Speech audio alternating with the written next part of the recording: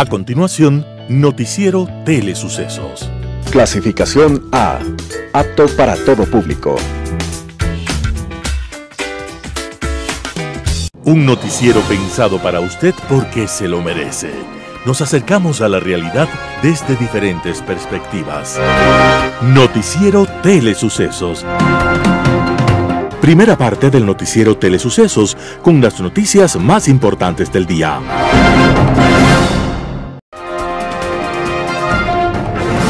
Un día como hoy. El duque Leofre, noble inglés, era dueño de grandes extensiones de tierra. Y también se creía dueño de la vida de los seres humanos que allí habitaban.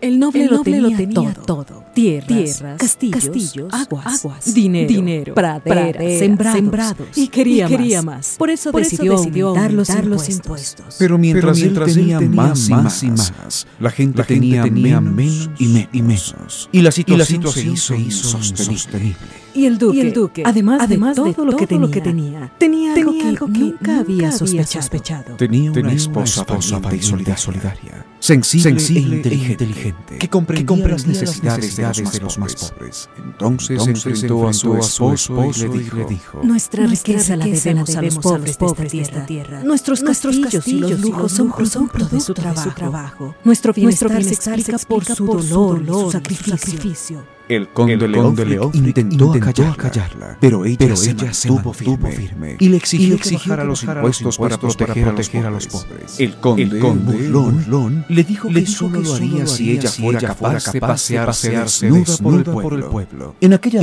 época, inclusive en la actual, tal cosa era impensable de manera absoluta. Pero la sorpresa del conde lo dejó paralizado cuando ella aceptó. Y de paso le recordó su compromiso. Está bien, lo haré. Pasearé desnuda por el pueblo y tú eliminarás los nuevos impuestos. Yo cumpliré mi palabra y tú la tuya. Ella se llamaba Lady Godiva y convocó al pueblo. Todos estuvieron de acuerdo en no salir a la calle y encerrar las puertas y ventanas para no verla, para que pudiera pasear desnuda. Y en efecto lo hizo. Desnuda, montada en un caballo blanco. Recorrió las calles mientras todos permanecían encerrados. Su esposo tuvo que reconocer la victoria de aquel pueblo respetuoso y de aquella mujer valerosa. Y se vio obligado a rebajar los impuestos. Para orgullo de los humanos y de aquella mujer en particular. Esto sucedió un día como hoy, 31 de mayo del año 1040. Las principales noticias del día. Titulares. Procuraduría presentó acusación contra Pablo Muentes y otros 10 procesados en el caso Purga. Asamblea aprueba enmiendas sobre el veto presidencial. Asamblea Nacional censura a Juan Zapata, exministro del Interior. En política internacional, un macabro informe. Los editoriales serán de Hernán Pérez Luz, desafío de la institucionalidad en el Ecuador. Roberto Aguilar, un abogado en comisaría propia. Noticias del día. Procuraduría presentó acusación contra Pablo Muentes y otros 10 procesados en el caso Purga. La Procuraduría General del Estado presentó ante la Corte Nacional de Justicia una acusación particular en contra de 11 procesados en el caso Purga. En representación del Estado, la Procuraduría realizó la acusación ante la Sala Especializada de lo Penal, Penal Militar, Penal Policial, Tránsito, Corrupción y Crimen Organizado de la Corte Nacional de Justicia el 29 de mayo del 2024.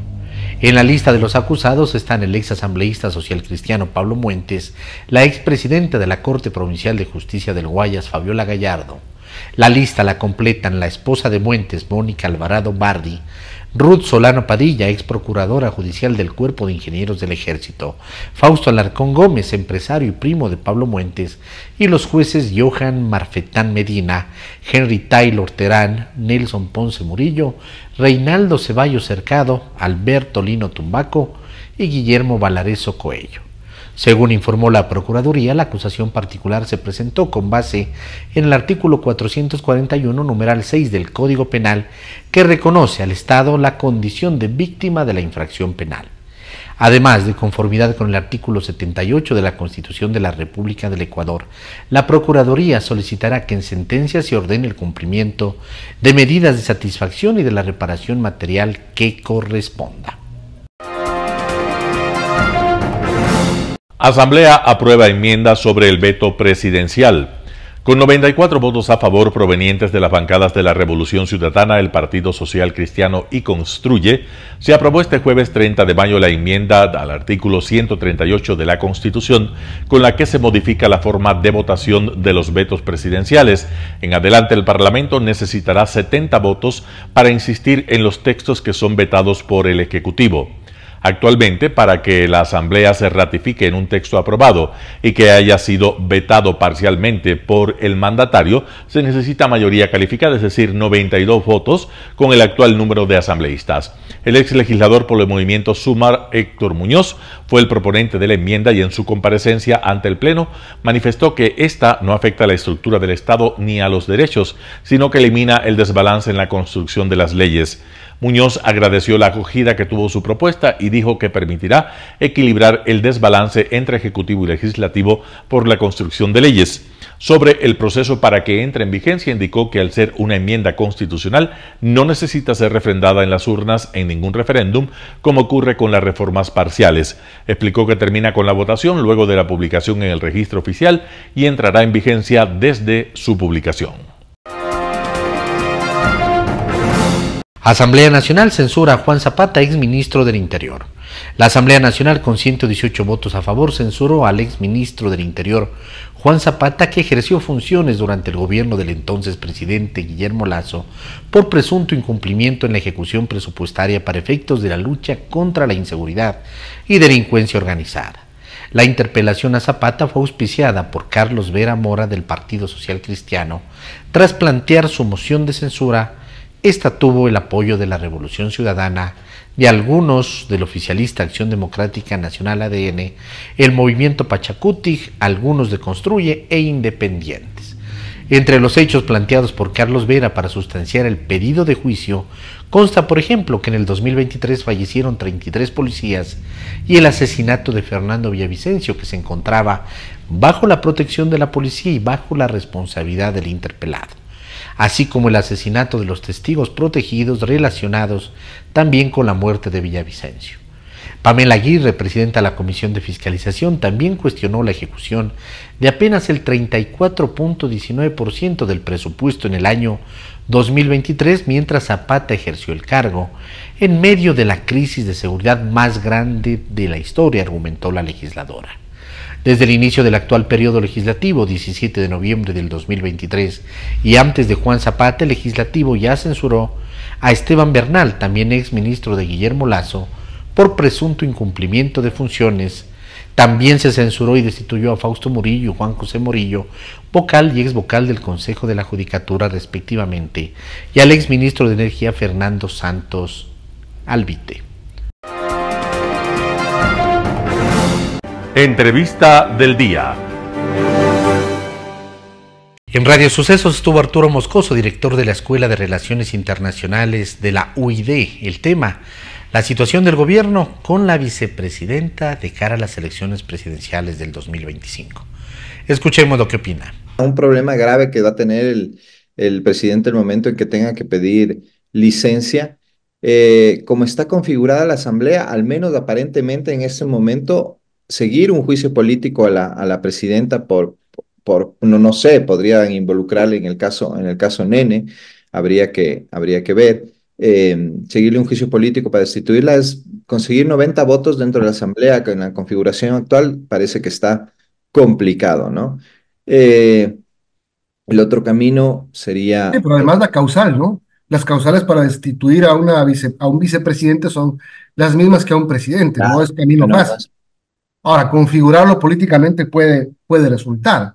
Sí, Pero la claro, vía ya legal, sabemos que los juicios claro, políticos, más que ser un juzgamiento en base a los hechos fácticos, lo que hacen es un juzgamiento político justamente que puede ser a conveniencia de los grupos de poder en ese momento, ¿no? Pero, como te digo, la configuración de la Asamblea me parece que no da para eso. Habría que ver en todo caso. Las otras posibilidades que se han barajado, se ha abierto un debate interesante en redes, sobre todo sobre las posibilidades. A mí cuando yo estudiaba Derecho me enseñaron que la mejor forma de interpretar la ley es atenerse al tenor de lo que dice la ley, ¿no? Y si un presidente está en funciones y quiere volver al mismo cargo, es una reelección, esté o no terminando el periodo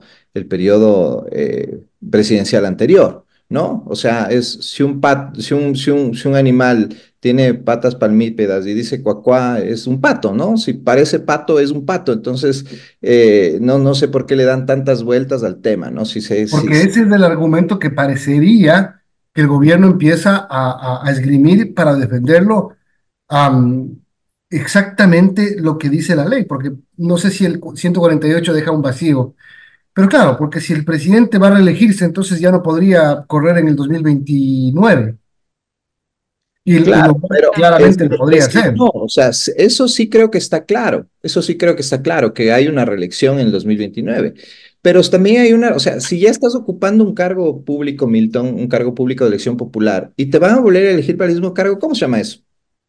No hay más Claro, vuelta que darle. Eso es una reelección y punto, ¿no?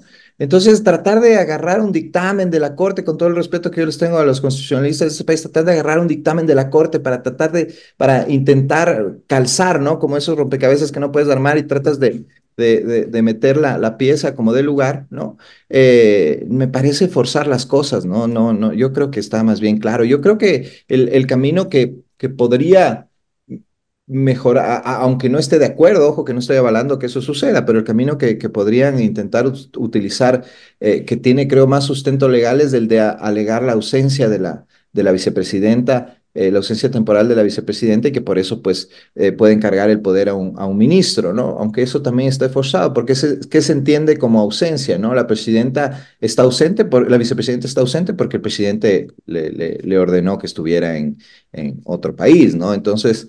No sé, la tiene muy compleja, cualquier decisión o cualquier camino que tome se prestará a interpretaciones, se prestará, yo creo, en último término, una intervención de la Corte Constitucional, aunque podría ser una intervención más bien ya extemporánea por los tiempos que maneja la Corte, pero sí, o sea, se le viene un problema gordo al ok, presidente. y ahí el tema es político, porque cualquier cosa que el presidente haga para resolver este asunto le podría beneficiar o afectar políticamente. Recordemos que finalmente la vicepresidenta también es una política, es una mujer, es una persona que recibió también seguramente apoyo popular, porque aquí tú no puedes desagregar el binomio, es decir, lo que dicen ellos, ella fue tan elegida popularmente como el presidente de la República. Por supuesto, es parte de la papeleta, es ¿Mm? parte de la Exacto. elección. Los mismos votos que tuvo Daniel Noboa los tuvo ella. Como tú dices, no se puede desagregar cuántos votos puse yo y cuántos votos pusiste tú. Y tiene tanta legitimidad democrática como tiene el presidente, ¿no?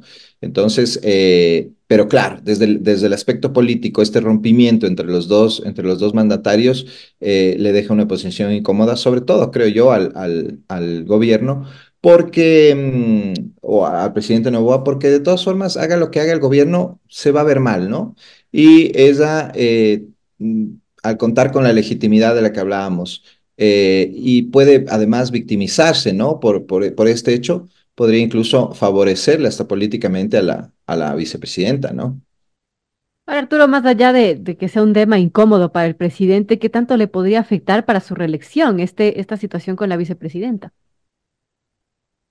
Podría afectarle en la medida de que, como decía antes, la vicepresidenta se victimice y trate de hacer aparecer esto como una persecución en la que nuevamente se evidencia estos tintes autoritarios del presidente, ¿no?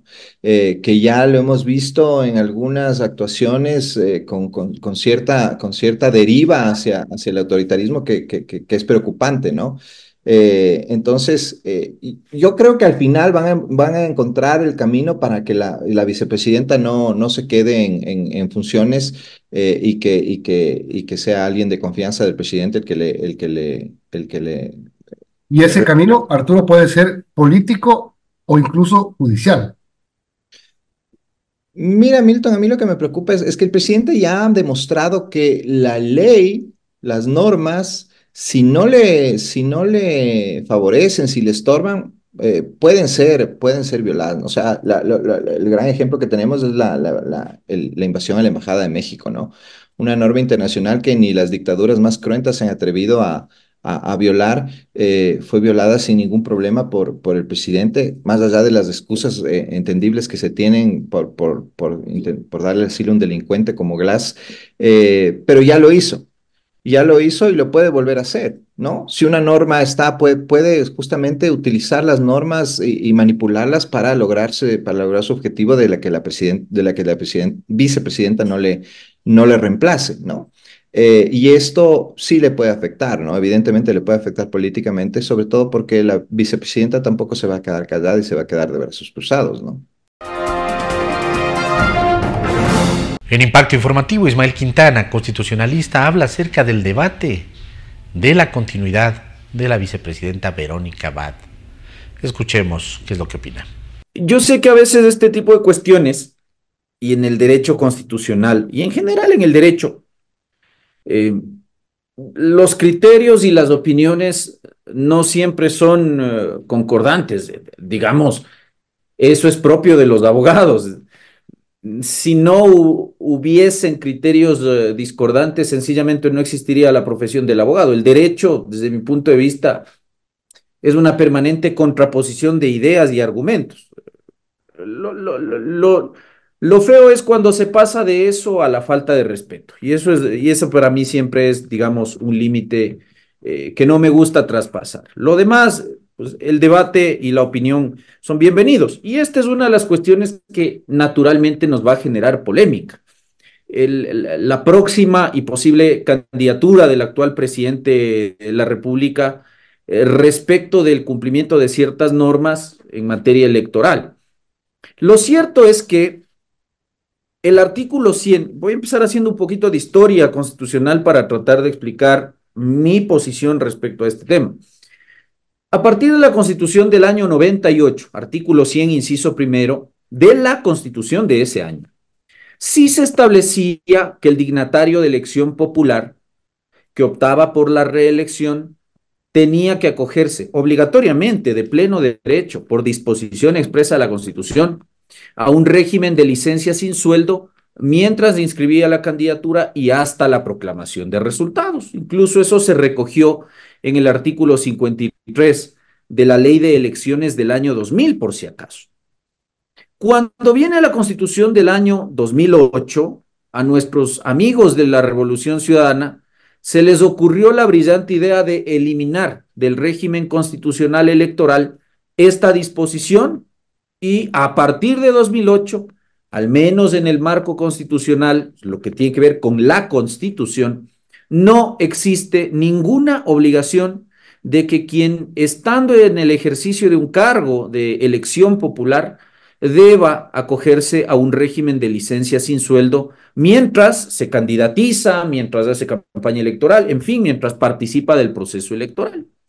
Luego, cuando en 2009 se aprueba la original Ley Orgánica Electoral, que lo conocemos como el famoso Código de la Democracia, tampoco se reprodujo esa disposición. Por eso es que nosotros, la primera candidatura presidencial del señor Correa a la sazón de la actual Constitución operó sin necesidad de que él se acoja a una licencia. En el 2012... Y además participaron Correa y Moreno, pues, ¿no? Es decir, presidente y vicepresidente en esas elecciones. Efectivamente, en funciones y siendo candidatos. ¿Por qué? Porque la Constitución no contempla un régimen de licencia. Esa es la primera consideración que hay que tener. En el 2012, la Asamblea de mayoría correísta reformó la Ley Orgánica Electoral y le incluyó en el artículo 93 de esta ley una disposición que dejaba a criterio del candidato, que también a su vez ejerce simultáneamente cargo de elección popular, acogerse o no a una licencia. Era facultativo de la persona. Cuando nosotros retomamos la antigua norma de la Constitución del 98, recién con las reformas del año 2020 a la Ley Orgánica Electoral, efectivamente se establece en el artículo 93 que el funcionario de elección popular que opta por la reelección, y este término es fundamental desde mi punto de vista, que opta por la reelección inmediata para el mismo cargo, debe, ya no facultativa, sino obligatoriamente, acogerse a un régimen de licencia sin sueldo mientras dure la campaña electoral. Esa es la disposición de la ley. Disposición de la ley que, insisto, desde mi punto de vista, no se compadece con la Constitución, que no contempla la obligación de acogerse a una licencia. Pero más allá de eso, digamos, es una discusión ya de constitucionalidad, pero la ley está vigente. Tenemos un caso muy sui generis con el presidente Daniel Noboa, porque recordemos que la elección de Daniel Noboa se da en contexto de una muerte cruzada. El año anterior, el expresidente Lasso decreta la disolución parlamentaria y por consecuencia el artículo 148 de la Constitución se convocan a unas elecciones. De esas elecciones resulta designado el señor Daniel Noboa. Ahora, en el año 2010, perdón que sea un poco, digamos, en esto me extienda, pero quienes nos escuchan con esto podrán tener un panorama más claro. En el año 2010, la Corte Constitucional emite una sentencia interpretativa, que es la sentencia que yo he traído a colación, la 02-10-SIC-CC.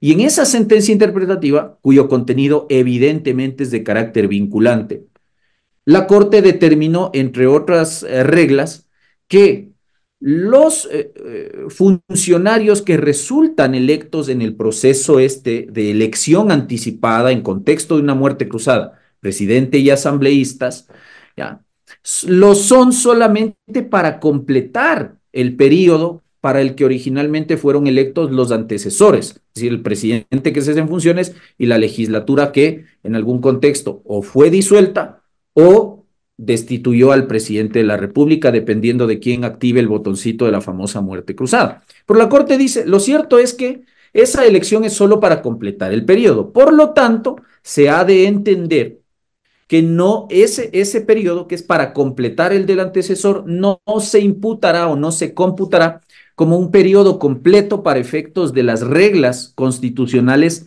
de reelección. ¿Qué quiere decir esto en buen romance? Daniel Noboa ha sido electo el año anterior para completar el periodo 2021-2025. Si Daniel Noboa se candidatiza para el periodo 2025-2029, a la sazón de esta sentencia de la Corte Constitucional, ¿Daniel Noboa aspira a una reelección a la presidencia de la República? ¿O realmente, como dice la sentencia de la Corte Constitucional, estaría iniciando su primer periodo completo de gobierno? La respuesta nos da el fallo de la Corte, y la Corte nos ha dicho que no es reelección. Por eso es que incluso mucha gente hoy se está terminando de enterar que Daniel Noboa podría gobernar tranquilamente el país hasta el año 2033. Porque recién ahí, digamos que él se candidatiza, gana esta siguiente elección, gobierna los 4 años, 2025-2029, y luego se postula a la presidencia nuevamente. Recién ahí, él estaría optando realmente por una reelección al cargo de presidente de la República. Entonces, si la Corte Constitucional ha dicho que en este contexto, Daniel Noboa ha sido elegido solo para completar el periodo, y que por lo tanto el siguiente eventual periodo de gobierno de él no es una reelección, y si la ley orgánica electoral vigente desde 2020 con esas reformas solo exige que quien se postula a la reelección inmediata para el mismo cargo es quien debe optar por una licencia sin sueldo, ¿qué podemos concluir, mi querido Edgar? Que Daniel Noboa por esta ocasión no está sujeto al régimen de licencia obligatoria sin sueldo, porque él no está optando por una reelección. Un panorama de noticias para su estatura intelectual.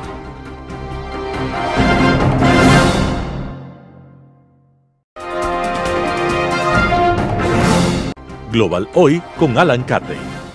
Un macabro informe. La imaginación humana se extiende incluso a campos insospechados, pese a lo ancestral de su práctica, como es el de privar del bien por excelencia, la vida, a las personas que han cometido crímenes que la legislación en el país en que se hayan dado considera se deban castigar con la muerte. La discusión filosófica y jurídica en torno a la pena de muerte llena no se sabe cuántos volúmenes de eruditos argumentos en pro y en contra, que con el tiempo han decantado hacia su rechazo por razones prácticas por un lado, éticas por otro y hasta religiosas. De las últimas, la objeción central, al menos para lo que llamamos esfera judeo-cristiana, es el bíblico mandato del no matarás como mandamiento divino supremo. Pese a lo claro del mandamiento, las propias escrituras se han encargado de poner en entredicho esta supuesta declaración de la voluntad divina y la han enriquecido con excepciones y normas anexas que han abierto la puerta para que a discreción de jueces bastante más prosaicos que sus proclamados dioses de justicia, sin la virtud central de la infalibilidad de estos, fallen al respecto. Así, junto al virtuoso no matarás, sobrevive y se mantiene la ley del talión, ese ojo por ojo que ha dejado tuerta o ciega a una justicia bastante más cercana a la venganza. Entre las éticas, el desarrollo del concepto desde la Ilustración acerca de los derechos fundamentales del ser humano individual se ha centrado en la defensa de la vida humana y su dignidad como el valor supremo a ser tutelado, pues sin esta carece de sentido la arquitectura conceptual del liberalismo. Y en cuanto a lo práctico, el argumento resulta difícilmente rebatible y se centra en algo muy obvio como es la falibilidad humana. El juez está sujeto a error, sea al condenar al ladrón, al violador o al asesino. Y ciertamente, si la sentencia es la de muerte, esta tiende a ser irreversible, sin posibilidad de rectificación. No han faltado en la historia personajes que ante esta disyuntiva entre el error y el castigo de los presuntos criminales, han optado por el atajo de dejar en manos de sus dioses esa decisión, como sucediera con la represión de la herejía cátara en el sur de Francia, allá por el 1200, cuando el legado del Papa Inocencio, nombre por demás contradictorio, por cierto, un monje cisterciense, Arnaud Amaury, ante la pregunta de los guerreros cruzados acerca de cómo diferenciar a los buenos católicos de los herejes cátaros cuando finalmente capturan la ciudad de Béziers, Amaury absuelve toda duda proclamando: matadlos a todos, pues Dios ya conoce a los suyos. Huelgan otros comentarios. El informe al que este comentario se remite es el que anualmente elabora Amnistía Internacional en referencia a la aplicación de la pena de muerte en el mundo en todas sus variadas formas, de la decapitación ancestral a la moderna química o eléctrica, pasando por la horca o el paredón. El macabro informe da cuenta no solo de la vigencia de la pena de muerte en el mundo, sino del crecimiento que ha tenido su aplicación a lo largo del año pasado. Amnistía registra solamente aquellas ejecuciones de las que se tiene algún registro creíble, por lo que las cifras son parciales al haber países que manejan esta información como secreto de Estado, como es el caso de China o Corea del Norte. Amnistía considera a la primera, China, como el país que ejecuta a más personas en el mundo, pero carece de la información oficialmente, por lo que no se la considera dentro del informe. Resulta llamativo que quienes encabezan la lista de ejecuciones, y por un amplio margen, sean dos países islámicos que son, además de quienes más matan, los representantes en la tierra de las dos versiones más extendidas del Islam. La monarquía saudita por un lado, autoridad suprema del sunismo, y por otro, la teocracia chiita de los clérigos iraníes. Mucho se podría comentar sobre las virtudes que se imparten desde tales cosmovisiones, pero eso es harina de otro costal. Según Amnistía Internacional, en 2023 fueron ejecutadas 1.153 personas, un 31% más que el año anterior. De ese total, Irán ostenta de lejos el deshonroso título de primer verdugo del mundo, con al menos 853 ejecuciones, 30 menos que el total mundial de 2022. De lejos le sigue Arabia Saudita con 172 ejecuciones, lo que suma entre las dos teocracias 1.025 personas a las que quitaron la vida, según la interpretación que han hecho de la Sharia, la legislación islámica que ambos, de acuerdo a sus criterios, aplican, que incluyen delitos tan exóticos como la enemistad con Dios. El 90% de las ejecuciones registradas en el mundo corresponden a estos dos países, y en el caso de Irán, registran un crecimiento que ya se quisieran fuera el de su economía. El abuso de la pena de muerte en Irán durante los últimos años coincide con las protestas de la población, desde por las penurias que se viven por la situación económica, como al malestar e indignación social expresadas en las calles por las acciones de una miserable policía de la moral dedicada al asesinato de adolescentes y mujeres por no tapar sus cabellos como a estos canallas les parezca adecuado, o por no despersonalizarse con velos ni con burkas. La represión ha encontrado en la pena de muerte una herramienta atroz de intimidación y terror contra su pueblo y la está aplicando con liberalidad creciente.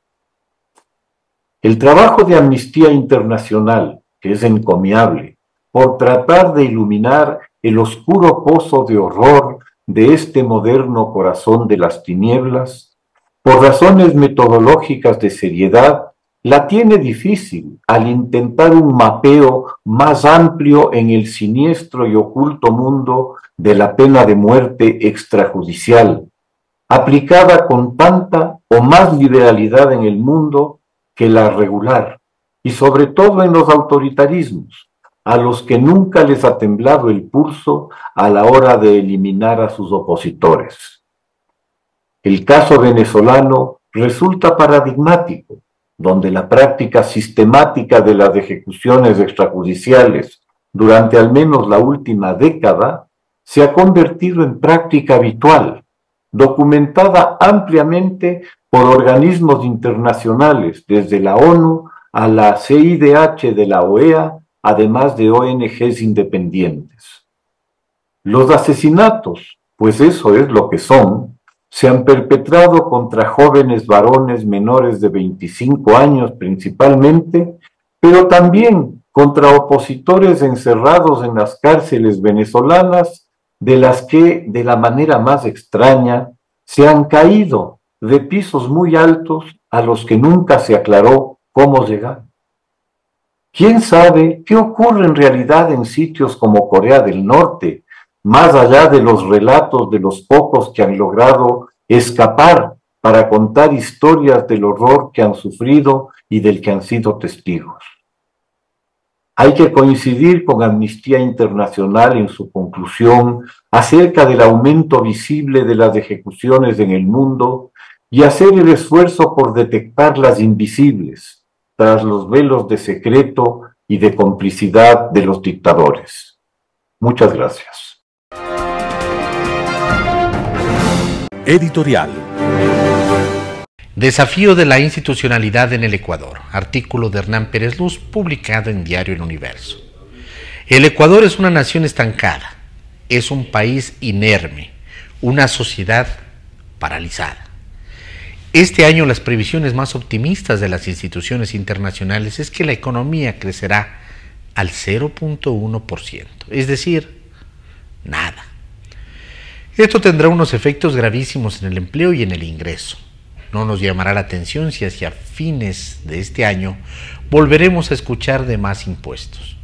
Por su parte, la inversión privada es prácticamente nula. Pero no habrá forma de salir de semejante estancamiento si no hay un compromiso serio de institucionalizar el país. La razón es simple. Una y otra vez está comprobado que el desarrollo económico sostenible, uno que genere, por ejemplo, un crecimiento del 7% durante 1 o 2 décadas, solo es factible en la medida en que una nación se institucionalice. Mientras eso no suceda, no habrá salida. Institucionalizar el país, el Ecuador, pasa, entre otras cosas, por fortalecer la independencia de los órganos públicos, por desterrar la injerencia política en la justicia, por someter al Estado al imperio de la ley y no a los caprichos humanos. El Ecuador no quiere ni debe regresar a los tiempos de la década robada, en la que los jueces eran manipulados por el Ejecutivo o por los capataces de ciertos partidos, ni al manoseo clientelar de los fondos públicos, ni al jineteo del poder político sobre los órganos rectores de las elecciones, ni al reinado del miedo y de la persecución como forma de hacer política. Ello simplemente nos condenaría a un atraso económico, social y ético intolerable. Ya tuvimos bastante de eso, ya lo vivimos por más de una década, y no funcionó. Lo único que nos trajo fue la instalación del régimen más corrupto de nuestra historia, el haber entregado el Estado a las mafias y haber sembrado un escenario de inseguridad jurídica aberrante. Los centros financieros globales, de quienes dependen al final del día las inversiones de las multinacionales, consideran al Ecuador como una nación donde la vigencia del Estado de Derecho o del llamado Rule of Law parece una ilusión y por lo tanto de altísimo riesgo. No es por un simple azar que una compañía de la reputación de la francesa Total haya preferido invertir en la exploración y explotación del gas del Golfo de Guayaquil a través del Perú, y no desde nuestro país. ¿Cómo estaremos de mal en el Ecuador que la inversión extranjera prefiere instalarse en un país tan conflictivo e inestable como nuestro vecino del sur para explotar un recurso que es compartido con nosotros? Un reciente libro escrito por el ex primer ministro de Armenia, Armen Sarkisian, The Club of Small States, JURS 2023, da cuenta de las estrategias que siguieron 3 estados relativamente pequeños para fortalecer sus capacidades internas y poder enfrentar los retos internacionales que se avecinan. La mayoría de ellos con una población casi igual a la del Ecuador y curiosamente con menos recursos naturales. Nuestras élites están muy lejos de adoptar una visión similar a la de esas naciones. Si se persiste en apostarle al modelo caduco del caudillismo y autoritarismo, donde priman los intereses personales y de grupo y no una visión de país, de poco servirán tener informes presidenciales cada 6 meses. El país demanda que los actores políticos estén a la altura de estos desafíos. Artículo de Hernán Pérez Luz, publicado en diario El Universo. Un abogado en comisaría propia. Roberto Aguilar, El Expreso. ¿A qué acusado se le niega el derecho de hablar ante el tribunal que lo procesa? A mí me lo negaron. Ocurrió en la audiencia única del caso que, por supuesta violencia política de género, se sigue en mi contra en el Tribunal de lo Contencioso Electoral. Tenía un par de cosas que decir sobre la pretensión de mi denunciante, la presidenta del Consejo Nacional Electoral, Diana Tamaint, de utilizar su condición de mujer como salvoconducto para exonerarse de sus obligaciones y procurarse un espacio de impunidad fuera del alcance del escrutinio público. Eduardo Carmignani, abogado de este diario, a quien tengo la suerte de contar como representante legal en este caso, pidió al juez que se me concediera la palabra. Este, tras consultar con el abogado de la denunciante, me la negó. Dejó constancia de que esto es una violación del derecho a la defensa, zanjó Carmignani. Hoy escribo en primera persona para enunciar, al menos, lo que no se me permitió argumentar. Arturo Cabrera, quien hasta hace poco tiempo era presidente de este mismo tribunal, es el abogado que Atamaint eligió para que la representara. Esto no tiene nada de ilegal, pero sí mucho de indecoroso. Cachereando llegó Cabrera y saludó como un viejo amigo hasta con el último de los amanuenses. Ya en su alegato leyó con dificultad y profusión de errores el artículo de mi autoría, objeto de la demanda, descuajeringando el sentido de las oraciones a fuerza de cambiar de lugar los signos de puntuación. Y entendió todo al revés, claro, donde el artículo explica con claridad que las críticas que dirijo contra Diana Atamaint son extensibles a los demás miembros del Consejo Nacional Electoral, hombres y mujeres. El pobre hombre creyó entender, tras eliminar un punto y seguido y colocar una coma donde no hay ninguna, exactamente lo contrario, que se individualizaba, esa es la palabra que usó, a Atamaint como objeto exclusivo de las críticas. No es un error cualquiera, porque si las críticas que Atamaint encuentra ofensivas se dirigen también a otras personas con independencia de su sexo, es evidente que no puede constituir violencia política de género. Ninguna de las expresiones de mi artículo incurre en aquello según el Código de la Democracia y es esencial para la configuración de esa infracción, a saber, el estereotipo de género. Son críticas duras, es cierto, durísimas, puede ser, pero no se dirigen a la condición de mujer de la aludida. Entre tantos artículos de la ley que Arturo Cabrera citó durante su alegato, con deficiencia, como mostró Eduardo Carmignani en su brillante intervención, inventándose un punto y aparte donde solo hay una coma y creando así su propia jurisprudencia, hubo uno que no citó, ni bien ni mal, precisamente aquel que me acusa de violar. Si lo citaba, habría tenido que identificar los estereotipos de género que me atribuye, y ahí se le caía su tinglado, porque no hay ninguno. La manipulación del argumento de violencia política de género se ha convertido en el recurso más socorrido de funcionarias ineficientes que no consiguen lidiar con las críticas, como Diana Atamaint, refugiada en su condición de mujer, esquiva sus responsabilidades y dinamita el debate público. Es una conducta incivil, una cobardía deplorable y un flaco servicio a la causa de la igualdad de las mujeres en la política. Al Tribunal Contencioso Electoral, que se encuentra a punto de resolver este caso, le corresponde no proporcionar un precedente a este tipo de conductas perniciosas. Roberto Aguilar, El Expreso. Noticias internacionales. La extrema derecha alemana, blanco de acusaciones de espionaje a favor de Rusia y China. La extrema derecha alemana, blanco de acusaciones de espionaje. La campaña electoral para el Parlamento Europeo de Alternativa para Alemania ha perdido el horizonte con el que comenzó, pretendiendo ser la fuerza propulsora de la extrema derecha europea. Se presentaron como la única fuerza patriótica en Alemania. Wir sind eine patriotische Partei für unser Land.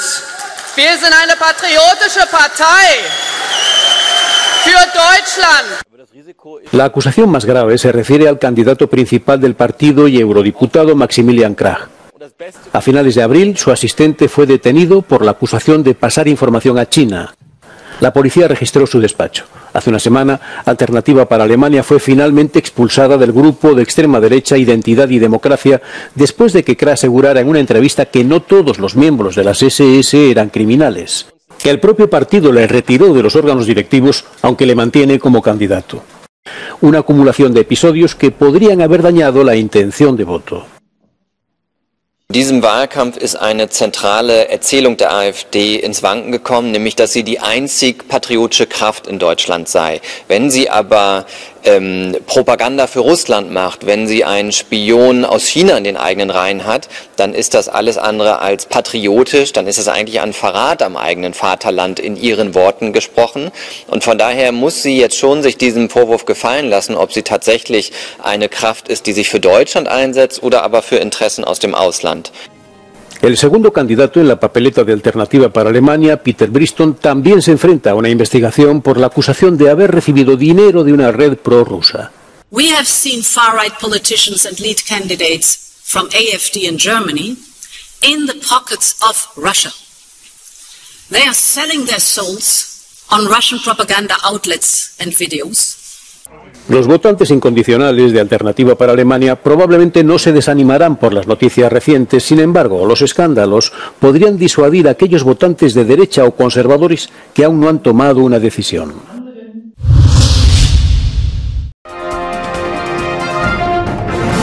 Daniel Ortega acusa a su hermano de traición a la patria.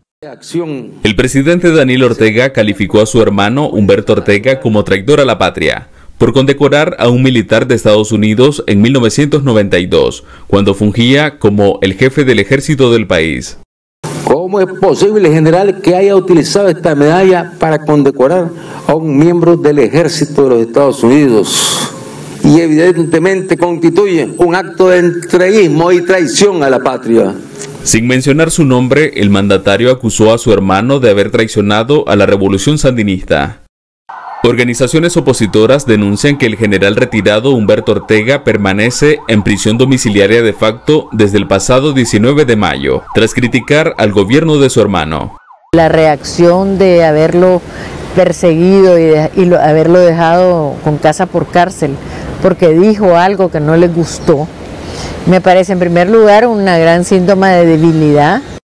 El líder opositor Juan Sebastián Chamorro afirma que los señalamientos contra su propio hermano es un mensaje a las Fuerzas Armadas.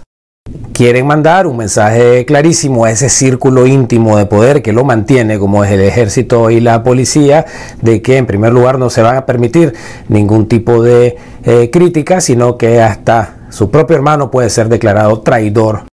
Mientras, organizaciones de la disidencia denuncian que el general retirado es un preso político, la Policía Nacional informó que el exmilitar se encuentra bajo custodia médica. Donaldo Hernández, Voz de América.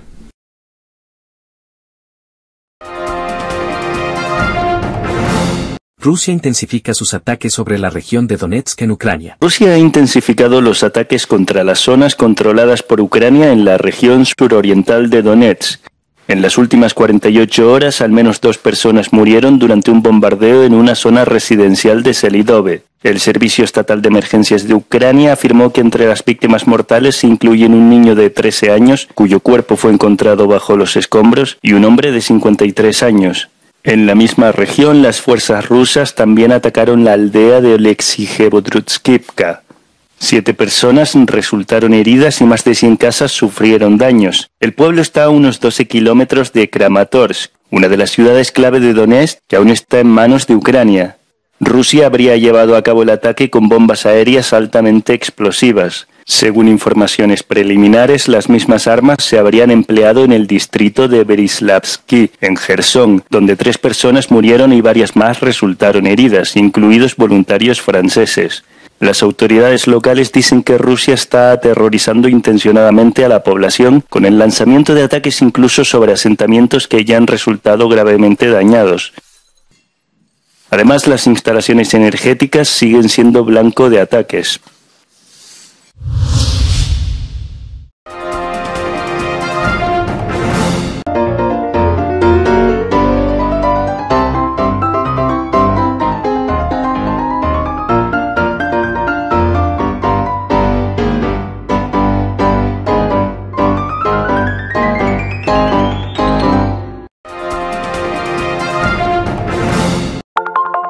Telesucesos, Canal 29 UHF de la ciudad de Quito. Un canal de televisión abierta, siempre inédito, para una audiencia especial. Somos cultura, educación, salud, opinión calificada, normas de vida. Y todas las tardes, de lunes a viernes, desde nuestros estudios en Arena Telesucesos, escenario propio destinado a promover el deporte. En tiempo real, usted y su familia, en su televisor, desde la comodidad de su hogar, disfrutarán de los partidos, eventos, campeonatos que realizamos diariamente de ecuavóley, básquet, box, lucha libre, cachascán, gimnasia, artes marciales, tenis de mesa, fútbol sala, transmisiones en vivo de los principales partidos de fútbol barrial y colegial. En fin, somos un canal inédito. Inéditos en el deporte, transmisiones de acción y conocimiento en el deporte, espacio diario conducido por el arquitecto David López todas las tardes, de lunes a viernes, de 4 a 5 de la tarde. Siempre inéditos y distintos, siempre jóvenes, personajes jóvenes de generaciones nuevas.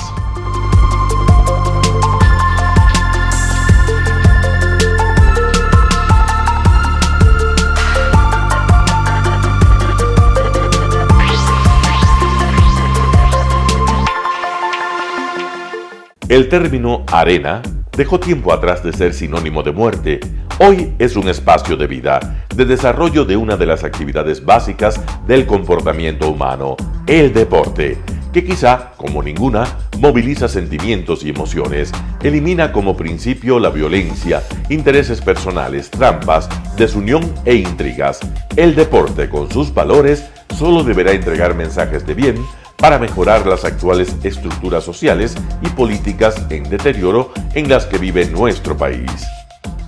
Hoy entregamos a nuestra audiencia de la ciudad de Quito deportes y en especial a la parroquia de Calderón, uno de los sectores populares de mayor desarrollo de la ciudad, con una población estimada en 1 millón de habitantes que están en contacto diario con el canal 29 UHF, presente con sus instalaciones deportivas en Llano Grande, su centro de gravedad.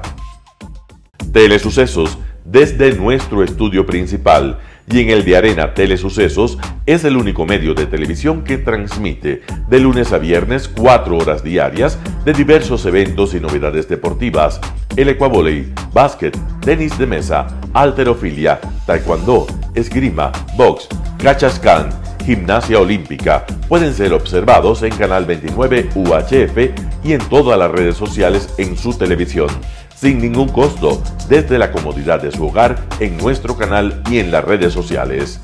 Arena Telesucesos es el escenario en donde el deporte tiene vida.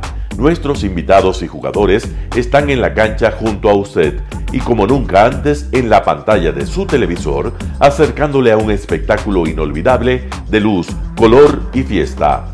Por fin usted encuentra el deporte que practica y que nunca es transmitido ni considerado por otros medios de comunicación con la importancia que nosotros le damos. El ecuavóley es el gran protagonista en una cancha con todos los estándares y comodidad para su práctica. Es el único deporte ecuatoriano con partida de nacimiento ecuatoriana. Somos inéditos, nos acercamos al deporte popular de nuestra gente que comparte nuestros esfuerzos. En Arena Telesucesos, aparte del atractivo de los eventos deportivos que transmitimos con nuestra señal a los televisores de su hogar, también entregamos muchos de los valores que encierra el deporte y en especial privilegiamos nuestra identidad nacional en el ecuavóley, jerarquizando su presencia como el deporte con partida de nacimiento en nuestro país. Telesucesos no solo entrega en su programación de deportes un espectáculo, sino que impulsa, privilegia y exige a quienes participan que sean parte de los valores y méritos que el deporte encierra: esfuerzo, superación, perseverancia, respeto, solidaridad, compañerismo, disciplina, puntualidad, sana competencia, honradez en la cancha y fuera de ella. La práctica deportiva siempre generará beneficios positivos para su cuerpo y entregará salud estable, pero refuerza además la identidad personal y premia siempre el éxito conseguido. Estamos entregando a nuestra ciudad con Arena Telesucesos un esfuerzo más de un medio que es fiel a su identidad y que a través de sus contenidos de salud, cultura, opinión calificada y ahora deportes, pretende difundir lo que, aparte del entretenimiento, requiere nuestra gente. Lo hasta ahora realizado está hecho con mucho esfuerzo, pasión y el entusiasmo de nuestra parte, de nuestros empleados, trabajadores y pequeños empresarios que creen en nuestras motivaciones. Hemos dado los primeros pasos para este proyecto que seguiremos haciéndolo gracias a ustedes.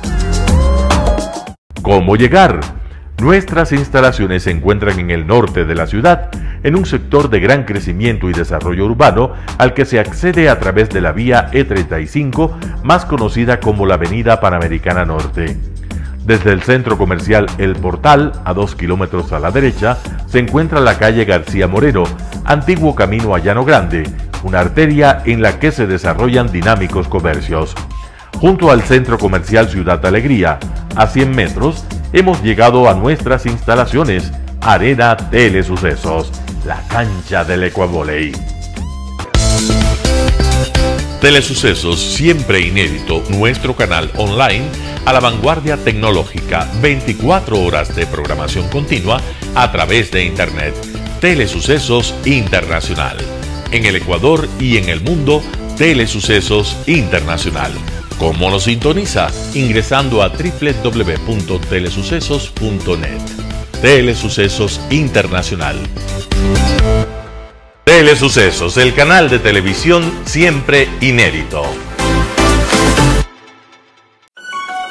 El noticiero Telesucesos es retransmitido de lunes a viernes a las 7 horas por Radio Planeta Sur 106.1 FM de la ciudad de Loja. Noticiero Telesucesos.